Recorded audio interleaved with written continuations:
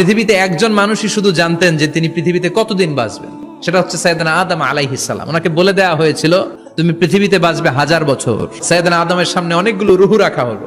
সাইয়েদনা আদম বললেন এরা কারা? আল্লাহ বললেন তোমার বংশধর। সাইয়েদনা আদম বললেন আল্লাহ ওই যে একটা রুহু দেখা যায় এটার নাম কি?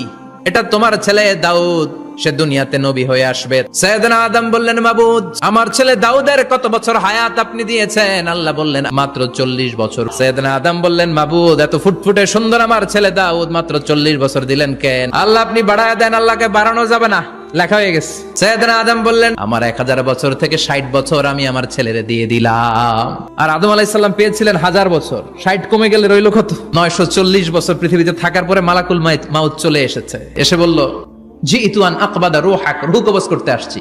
আদম আলাইহিস সালাম বললেন রূহ কবজ করতে আসছো মানে? আমি বাঁচবো তো 1000 বছর। মালাকুল মাউত বললেন না না, ওই যে আগের কথা স্মরণ করেন, আপনি 60 বছর দিয়ে দিয়েছিলেন। কয় না আমি দেই নাই।